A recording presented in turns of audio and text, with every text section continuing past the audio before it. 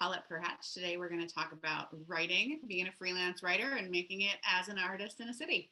Awesome. Thank you, Paulette. Thank you so much for joining us on the show today. Just for anybody who doesn't know who you are or what you do, can you just give us like a quick 2-3 minutes of who you are and what is it that you do? Yeah, thanks for having me. So I am an author, a creative writer, and a freelance writer and writing coach. And I'm originally from Florida. I've been living in Seattle for 10 years and have programs for writers as well as my book called Welcome to the Writer's Life.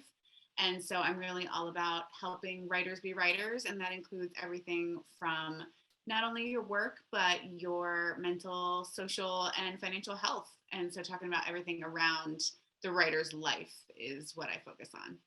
So let's touch in on that a little bit. I like that topic right there of what it is that mentally a writer should prepare for going into the writing industry, or what type of things should they be expecting as a startup artist. For myself, let's say I'm a writer myself. What should I be looking into? What should I be really kind of worried about or more focused into? Well, I think one of the major decisions, and you can go back and forth on this, right? Even every few years if you'd like to, but do I want to have a job in which I'm writing? Do I want to have a full-time job in which I'm writing? Or do I want to be a freelance writer? Or do I want to be a server so that I can keep all my brain cells for myself and not have to think too much at my job and then, write on the side? And be ready to tackle whatever challenge comes your way with those, right? There's different challenges for each one.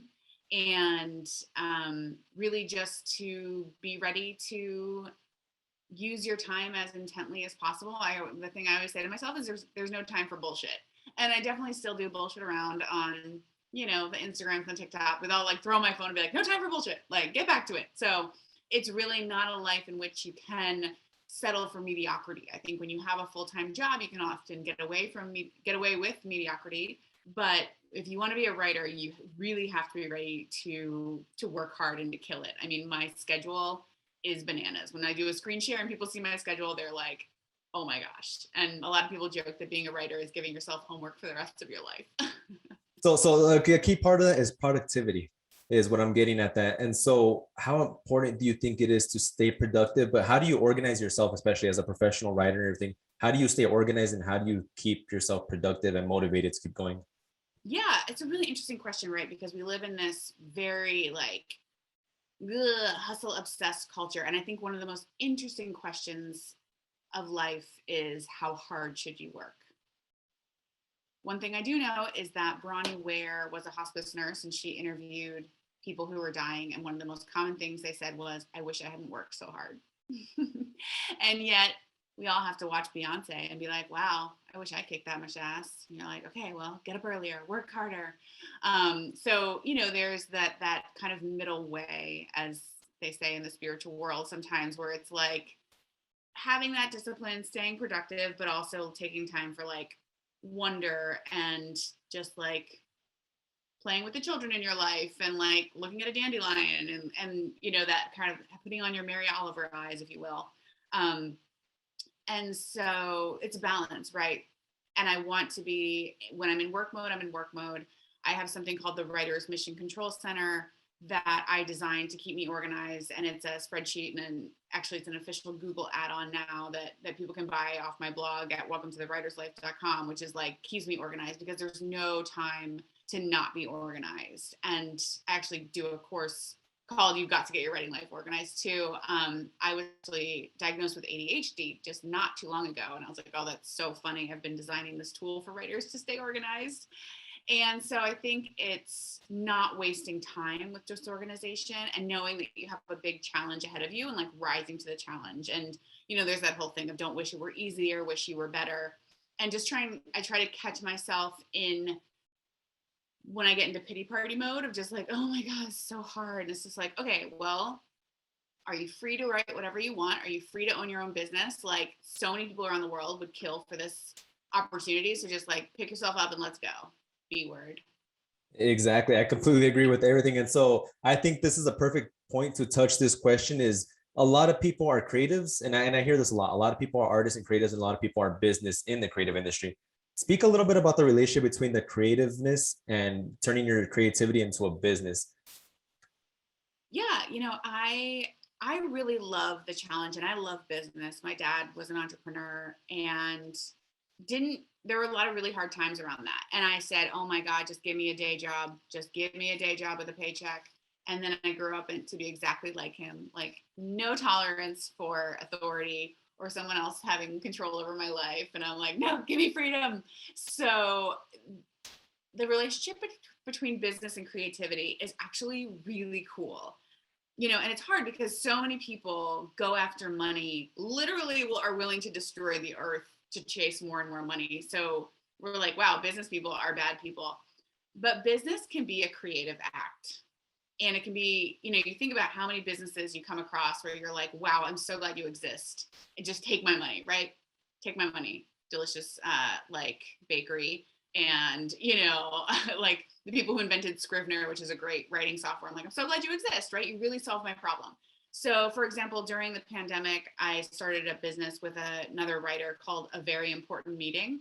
And it's a meditation and free writing studio. And so we all get together. It's kind of like a yoga studio where you can pop in for different classes at different times. And you go in there, someone's going to lead a 10-minute meditation, and then you're going to write together for 45 minutes. And like, that's what we do, right? On the other side, I have a client. One of my clients is Kirsten Jordan, who's the first female cast member of $1 Million Listing New York. So she's, selling these $1 million apartments. And it's been so interesting to watch the show and to see how story plays such a role in sales and in business, right? And so like creativity and business are so interconnected. And I'm very all about how like everything is one thing. There's no line between creativity and business, right? It's all like creating value, creating a piece of work, and but I don't want to think about, for example, my deepest writing, the novel that I'm working on right now. I hope I sell it and I hope I make money from it, but I'm not relying on that. So I'm building all these other avenues and having work that hopefully feeds my soul and pays my bills. Some of it just pays my bills, and that's great. Some of it does a little bit of both, So I think keeping hold to your original work is very important and not relying on that for money, but seeing how you can use the skills that you learn in your creative work to make money for other people is very important.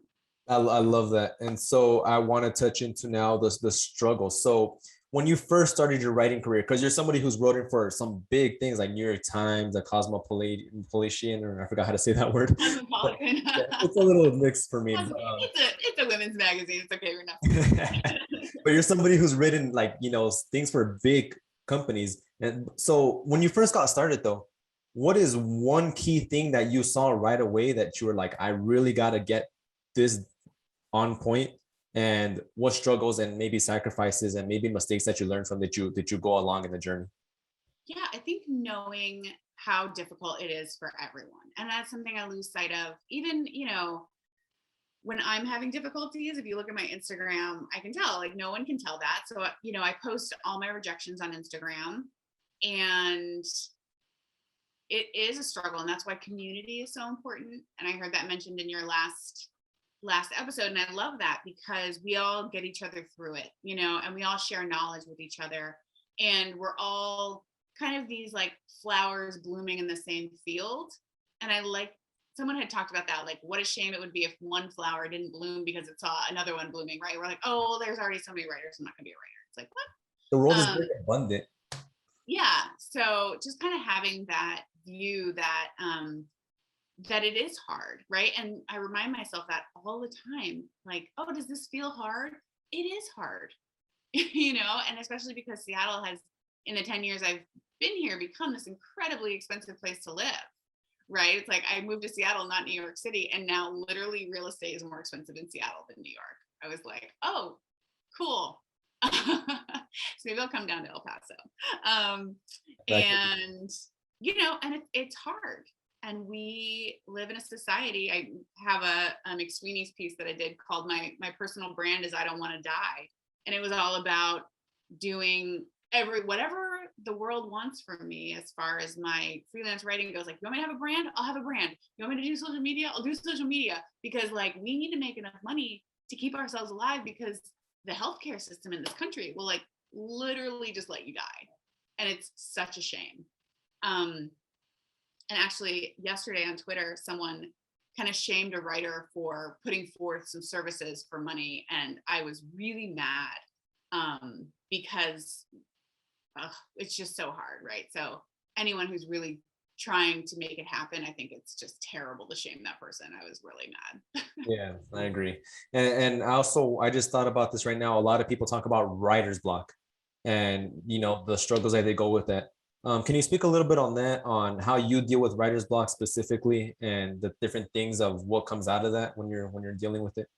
Yeah, I actually, I have a section in my book called In Case of Emergency. And to me, I've never had writer's block. And I think that that's because I started out as a reporter, right? There's no reporter's block.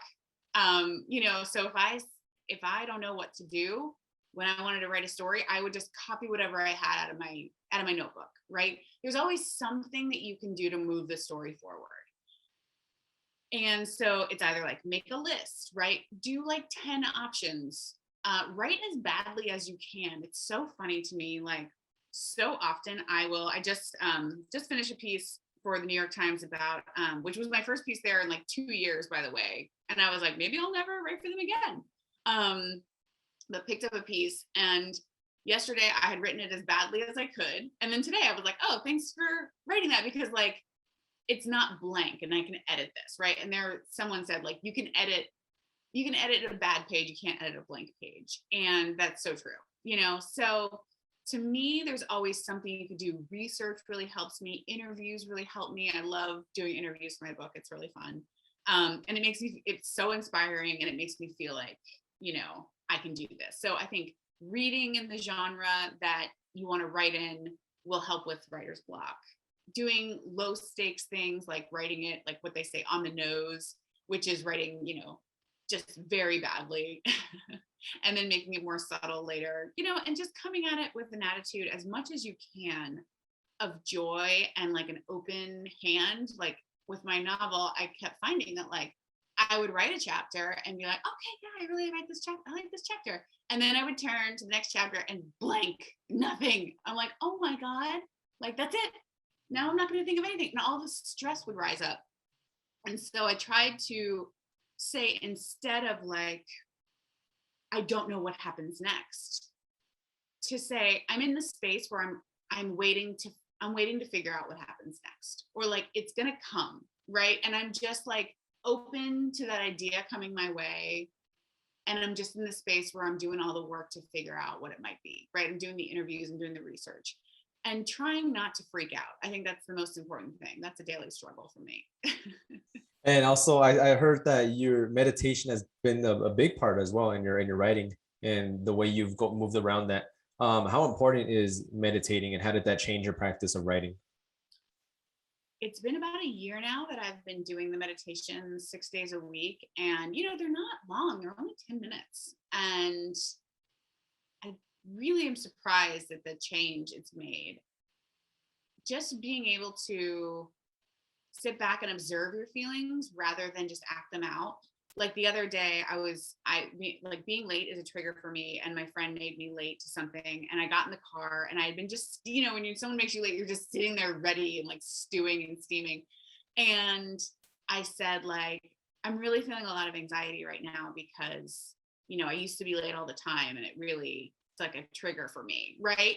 Instead of coming in the car and being like, oh my God, I've been waiting for an hour, blah, blah, blah, right? And so it's the same kind of thing where you can identify your feelings around writing. You can say, wow, I'm really feeling a lot of anxiety because I don't think I'm smart enough to write this novel. And like, is that true? Do I know that that's true? Or is that just like a story I'm telling myself right now? And usually it's just a story you're telling yourself. And so it's being able to step outside of your emotions and act from a higher place. And literally, like Tara Brach talks about this a lot. When you get stressed out, you get back in the limbic system of your brain, and which is literally like in the back of your head. It's an older part of your brain, and that's the fight or flight area, and which is a technical term. And basically it pulls all your resources toward like survival, right? So all your creativity just kind of goes out the window. You're trying to survive. And that's where you are when you're in the fear space. And when you're in a more relaxed space, you can access more of your prefrontal cortex, which is where language and creativity comes from. So whenever I'm feeling stressed about my work or about meeting a deadline, I'm like, I know that if I'm stressed, I'm less likely to actually get it done. So the most important thing to do is to calm myself down and to get to a place where I can access my creativity, because you cannot choke creativity out of your brain. So that's been really important. And that's been something that I've been so much more capable of doing after meditating. And being a writer, what has been your most challenging thing to write, maybe a most fragile thing to write? And why was that maybe so hard for you to maybe write or put out there, whether it was hard or just fragile to put out there? The hardest thing was this essay I wrote. It was a pretty early piece of mine, and I'm really proud of it because I worked on it for a really long time. And it's a braided essay, and one part of the essay takes place over about 90 seconds, and the other part takes place over like 2 years. And they're kind of go braided back and forth. And it was an essay, I describe it in my book actually. I didn't think it was going to make it. Didn't think it was going to work, and then pulled through, and it did work, and it got in a really nice journal. So felt really good about that one. But it was like, I mean, so much messing with it. My favorite quote about writing comes from one of my writing students. And she said, "I can't believe how much work I put into something I already put so much work into." And I was like, wow, welcome to the writing life. Yeah. So that was kind of with that piece. Like, I put so much work into it, and I ripped it apart, and then I put so much work into it again. And yeah, it's just crazy. And is writing something you've always wanted to do, or was it just something that like just came at you like I don't know, or like was it writing that you've always wanted to do? Yeah, I told my best friends at the bus stop when we were 10 that I wanted to be a writer. And my best friend goes, "Do you have any idea how hard that is?" And she was totally right. I didn't know how hard it is, and it is really hard. So I want to get your perspective on this because a lot of people tell a lot of artists when they're pursuing whether it's photography, modeling, filmmaking, writing, or anything like that, right off the bat, people tell you, no, you can't do that as a living, you can't do that as a job. You get all that negativity, right? How do you overcome that? Or if you ever went through that, how did you overcome that? yeah, I'm obsessed with this. I have a blog post idea. I just need to do it. I'm gonna write it on my little notebook right here. Um, it's I have this idea called like what your parents could have said. And it's, instead of "you'll never make any money," it's "that's awesome. Let's think about your plan," right? Like, you'll have to be really intentional about how you spend your time and how you make money. And you'll really have to focus on making as much per hour as you possibly can. And you might have to live somewhere that's not as expensive, or live in a really crappy, tiny place in an expensive city so that you can make connections there. And so if you're really willing to dedicate your life to this, then I think it's a great idea, but it's something to consider very carefully because it is a harder road. So yeah, like, my mom is so awesome. She always told me to follow my heart. And I just, like, that to me is the deepest level of just,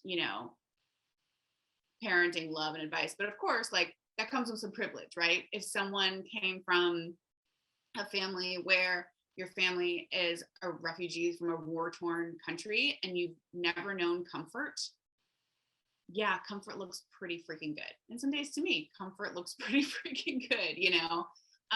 So it's about being safe-ish, being safe enough.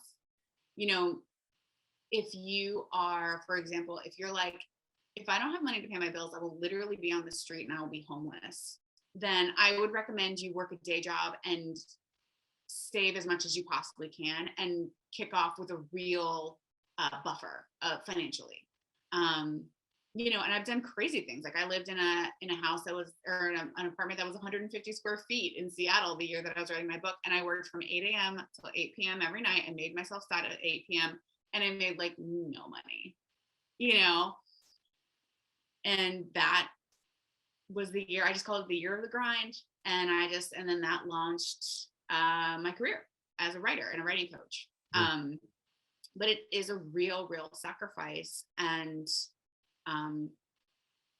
it's not nothing. I mean, it's real talk for sure, but I think that there are people that do it. You can see people who do it, and there's risk mitigation to be done. And so I think the thing is, how can I do risk mitigation, make sure that I have options, that I'm safe, but also really do this thing that I'm passionate about. And I speak to a lot of artists about that too. I tell them, if you have a day job and you want to become something full-time in your creative craft, be strategic about your paycheck. Use your time wisely. Instead of going out of bars and drinking with your friends or anything like that, go put in the work and the hours. Like you said, the year of the grind. I like that you said that, the year of the grind, because that's really what it is. It's all about the hustle, the grind that you're really trying to put into what you're trying to put in your artwork, your craft, a business, or anything like that. I really wanted to touch now the whole, how important do you think it is? Well, there's three different questions. There's one of opportunity, building up the brand and marketing it, and then also the networking part of it. Would you yourself, would you take every opportunity that comes your way, or not all of them, and why? That would be the first one. Yeah, not all of them. I want to tie that back to something you said about like not going out to the bar and stuff like that. It's really important to like set boundaries with your friends and make it a positive thing, right? To be like, hey, can we do like Friday night beer pong at my house?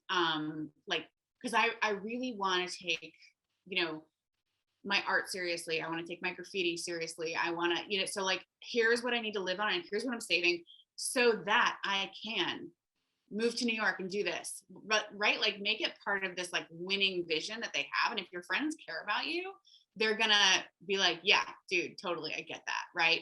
And then like, hey, okay, like once a month, let's like go out and do it up. But other than that, I mean, I went out with a friend who has a day job and is a writer, and we spent like $150 in one night. And I was just like, okay, wow. That was like my first doing it up night after quarantine. So I was like, all right, fair enough.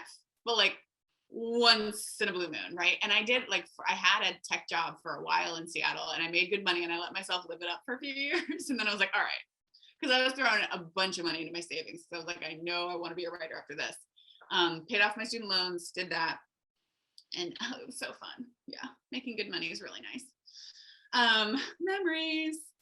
So back to opportunities. So the way that I decide on opportunities is I have something in my Writer's Mission Control Center where for each publication, I have like the pay level and the desirability. So for example, there's an art magazine that I like to write for called High Fructose. And their pay level is really not what I try to go for with most paying work. But I love talking to artists and writing about art. So whenever they have an assignment for me, I'm like, yeah, let's do it, right? And then I'll write for companies, writing web copy. I mean, writing things that like, I read it out loud to my roommate one time and she was just like dying laughing because I'm just over here like talking like a website, like a customer service website, and no one knows that I'm the person behind it, right? And she was just like, oh my God, like contact us today to talk to your representative about blah, blah, blah, right? Like you would never guess that I'm the one who's writing this stuff. But for that, like, guess what? $100 an hour, that's my rate. Other stuff I'll think about, so it's not just like you do things for the love or for the money. It can be this kind of mix and back and forth. And I have like these quadrants, it's 9 quadrants, right? So it's for each one, desirability and compensation, it's low, medium, high. And so you're always trying to go toward the top right, which is high compensation, high desirability. And, I'll hit that square every year or two. And then, but then you bounce right back. You don't always like, I'm probably out of the low compensation, low desirability square. That's good. But, you're never like, it's never linear. And so I think you take the opportunities that come your way and then you start to say no. And just a lot of different things are popping into my head because everything that you said is really interesting. But I want to finish this question first. So the networking, and now, how important do you think networking is, and how important do you think it is to build a brand, especially in this age, like the digital age where everybody's always on their phone, things like that, on social media, the internet? How important do you think networking is in building up a brand? Yeah, well, good news for me because I'm an ambivert, which means I'm very extroverted, but then I need to go into my cocoon for a while, and then I'll come back out. But I always was like, oh, I should just be a writer in a cabin in the woods and not talk to anyone, and just be like just be like Salinger and be a hermit, and that's how you really are a writer, and that's so not true. And networking is so essential in so many ways. Networking is your power. It is your information, your knowledge, your connections. I mean, if I can get, for example, another writer to introduce me to an editor they've worked with, that is like gold. That's like 1,000 points. People that you meet will offer for you to send them pitches. And it's not fair, right? Like, we should be in a straight up meritocracy. Like, that would be amazing if life were like that, but it's just not. There's a balance, of course. Like, you don't want straight up nepotism where someone's work is total crap, but it gets published because they know this editor, right? But we're living in a very human world, and humans are very emotionally driven. So people want to work with people they know and trust. And so, I think it can be disheartening when you don't know anyone and we say, like, it's not what you know, it's who you know. And I don't like that, because that's very fixed mindset. And the growth mindset version of that is it is what you know, and it's who you know, who you meet and cultivate relationships with, right? It's not just enough to like meet someone once, you have to cultivate a relationship with them. And it's not terribly hard. And there are a lot of like really big name writers who are super open to, like, we met at AWP, which is a big writers conference. And then you say, like, hey, would you mind if I sent you an email with like a question, right? Just one question to open the gates. And then you just kind of take it from there. I have one writer I really like who has become kind of a mentor for me. And I emailed him when I read his work in Best American Travel Writing, and just emailed him. I was like, hey, I love your story. And he was like, oh, hey, I love your website. Like, who designed it? And I was like, oh, I did. So I ended up designing his website for him. And then he did some mentorship for me. And so it was really cool. And I want to touch, because I know a couple writers as well who they're kind of scared to put out their pieces of work or their first work and all that. How do you deal with people's judgment at the first come? And what would you speak to those people who are maybe scared or shy to put out their work? Every time I publish something, I'm like, I have this feeling like I'm gonna be in trouble. Like, someone's gonna get mad at me about something. That's really tough. I'm a super sensitive person. I do not have a thick skin. Like, you need a thick skin to work in this business. I'm like, what if you don't have one? So, I mean, it's tough. If someone is like straight up a dick about your work, I mean, think about a place you have to be to find an artist and make them feel terrible about their work. Like, that is sad. And my friend Ross McMeekin said that to me, about how he's like, ultimately I picture the person like this troll or whatever, and there's like a pathetic, like, in the nicest sense of the word pathetic, or like literally like evoking pathos, I guess, a kind of like really sadness to that person, where that's how they're spending their life. So it's tough. And when it happens, you gather around your friend, you send them screenshots. I literally will have my sister read my comments sometimes and be like, let me know, like, peek in there for me. She was also just Googling things for me that I was too scared to Google because I thought that the images would be traumatizing. Tougher than I am. She's tougher than I am. So, or you can just not read the comments, and like, good luck. Some people do that. I'm absolutely not emotionally mature enough to not read the comments. Yeah.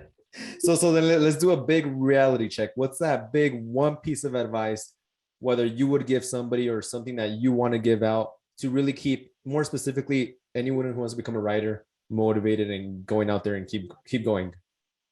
So I would say my one piece of advice, my one big piece of advice, is to have what I call fake outs, and they're fake stakes to keep you writing. It's an answer to the question, what would happen if I didn't write today? Because the answer is usually nothing.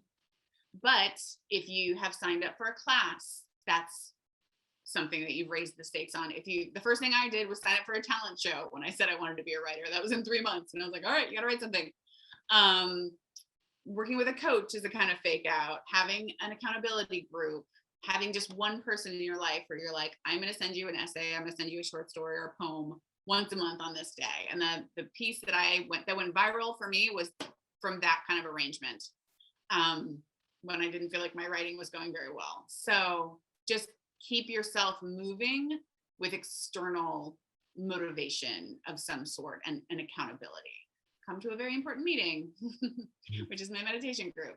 That's why we do it, to keep us, because there's so many things about it that are like scary, you're scared, you're unsure, you're like, so just keep yourself moving and enjoy it as much as you can.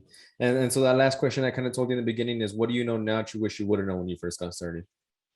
It's about so much more than like being this special little diamond of a person that gets discovered. We're all just down here in the pit, like working our buns off. And that's a cool thing to all be working together. And there are those people who are the special little diamonds, like Jonathan Safran Foer, who wrote like one of my favorite novels when he was 20. Like, good for Jonathan Safran Foer. The rest of us, so many more people, and like the media, of which I am a member. Of course, it's this like crazy outlier story that someone's so young and someone's like a prodigy, whatever. Most of us are absolutely not prodigies. We are just regular people who really start to get it when we're hitting our 40s. And, and it's not something you have to be amazing at when you're young, and it just takes a lot of time. I love that. And just trust the process, pretty much is what it is enjoy the process, trust it, and make sure that you work towards it. And so where can people find you? Where can people reach out to you? Kind of give yourself a little plug, your coaching courses and everything too. Just where can people find you? Yeah, so you can find my general website at thatwriterpaulette.com. And my blog for writing is welcometotherwriterslife.com. I'm on Twitter at Paulette Perhach and Instagram at Paulette J. Perhach. I lost Paulette Perhach somehow. I don't know how. It's cool to just keep everything in one, instead of having everything. So I love that. Paulette, thank you so much for being on this episode today. I feel like a lot of people are going to get a lot of value out of this, and a lot of writers, especially because I know a lot of writers who they're kind of in that little peak of like, should I keep going? Should I not? But I for sure, know that this is going to really help them out. So on welcometotherwriterslife.com, you can get a free year of daily writing prompts. So I would say if you're just starting out, go there, sign up for that, and then promise yourself you're going to write every day for 365 days, and then see where you're at after that. Awesome. I love that. So I'll definitely let people know about that. Everybody listening into this, make sure you guys go check it out as well. Paulette, I'm gonna let you go, but thank you so much for being on the show. Thank you so much.